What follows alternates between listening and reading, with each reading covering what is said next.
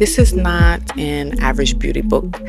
This is for people who truly want change. It is for people who are ready to rebuild themselves from the inside out. It is for people who have neglected themselves, lost confidence, made mistakes, or feel like life got off track. It is for people who want total restoration. Some people went too far with plastic surgery and regret it. Some people took weight loss drugs and now have severe health issues. Some people did not care for themselves, and now they're trying to rebuild parts of themselves from lack of care. This book deals with beauty, but not shallow beauty. It deals with discipline, healing, routines, confidence, mindset, health, and learning to value yourself properly. And most importantly, this book is rooted in God, because true restoration starts there. When God restores the inside, it begins to show on the outside. This is not a storybook. This is a step-by-step guide.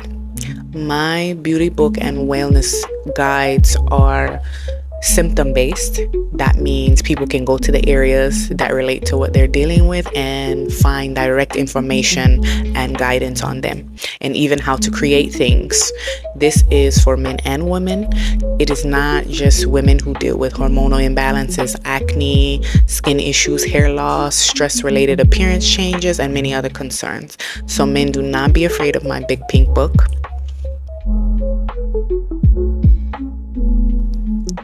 Not at all. So if you're somebody who does not like reading, or you feel like you do not even have the attention span to sit through a long book, this is absolutely perfect for you. It is simplified, direct, easy to follow, and made for real people who want real help without having to read 100 pages or more.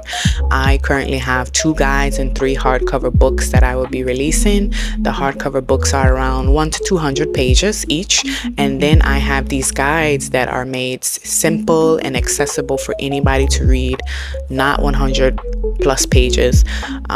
Younger, older, busy people, beginners at any age would be able to read and comprehend this book.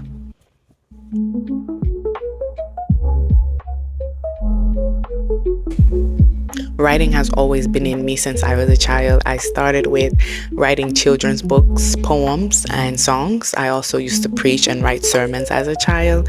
When I was in the 6th grade, we had a house fire and our basement was damaged. We were living in a hotel, and while the insurance people were supposed to be helping us and rebuilding portions of the house, our room upstairs were untouched. There was soot in our rooms, and there was also soot where we were sleeping. It was in the shape of my body. It was coming through the vent, and there was soot in my nose, and everybody was sleeping hard. And then my mother came home from work, and so had she not came home at that time, we probably wouldn't be here. So there was no actual damage to our rooms because of the timing she came home. So there was no reason for the insurance people to steal our things, which they did, and we had to pretty much start over.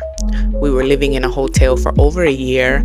For a child, materials are everything, and that can hurt anybody. Then certain things happened in my life in between that changed the way I used my writing talents. I lost the fire I once had to preach and to write.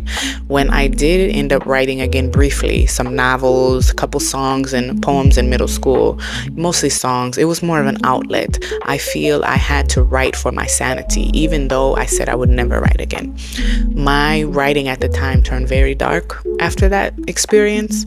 What I was writing, you could really tell something was off. I was not writing from a place of joy and talent anymore. You could tell something was brewing inside of me, and it was coming out on paper. And this is just how I personally feel. I feel that if I did not get that darkness out of me in those moments and put it on paper, I would have gone off the ledge. I have not heard anything different from the Holy Spirit, but this is simply what I perceive it could be. At that time, it was almost like emotionally throwing up on paper. That is the best way I can explain it. I could not talk. I could could not communicate. So pen and paper, I guess, had to be the next best thing for me. I was writing things beyond my years. You would not have correlated my age with what I was writing. When I made that vow that I would never write again, it just fizzled out. And that was it. I even stopped having the urge to write the dark things I was writing. I was done. I never wanted to pick up a pen and paper. Every time I would write a book, something would happen to that book. So I said, I'm done with this. And who steals children's books anyway? Why did they go in my room and take my things? That's what I always felt like. So I never wrote a children's book again. And you know what? The dark stuff that I was writing, honestly, if I would have published it then, I would have been famous. The wrong type of famous. But I am so glad that I did not get convinced to publish those things. So I am glad that things happened the way they happened, because people who are in the headspace that I was in, fame would not have been good for me. And I would not have been promoting books rooted in God. If things had worked out back then like they are now, I would have had a lot of guilt for promoting Satan instead of God. So when I look at it that way, I thank God. He saved me from that type of guilt and that type of lifestyle that I would not have been ready for.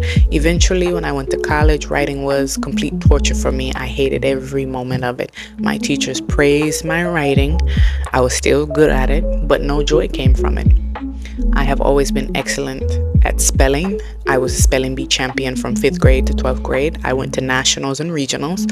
I was also good at reading. I could speed read by the age of 3. And that is part of why group Bible study can be frustrating for me, because I naturally read faster and process things quickly than the average person. It's always been a skill set. I have always been strong with pronunciation of words in any language, and that made it easy for me to become fluent. I have always been good with words. I always have had a broad imagination where I can write something in detail and people can see it with their minds.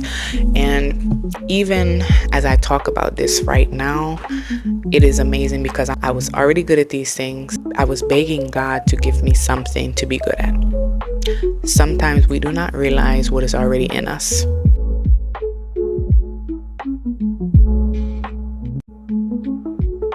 In March of last year, I prayed and asked God, what was my purpose? I felt like I had no talent, no hobbies, nothing that felt like me. I felt I wasn't good at anything. Soon after that prayer, the desire to write came back March of this year. I wrote 5 books in less than a month. I did the writing, editing, covers, formatting, design, and publishing myself. And in that, I found I love creating. You know, creating art is beautiful. I had this talent all along. It just needed to be activated, and that love and passion for it needed to come back. And I am so grateful for this opportunity. It is everything that I could have asked for. Even if I had 0 book sales, I would have still been grateful, because this proved to me I can do it. I am good at something, and I have something that I love to do, and I can do it with or without pay. That's passion.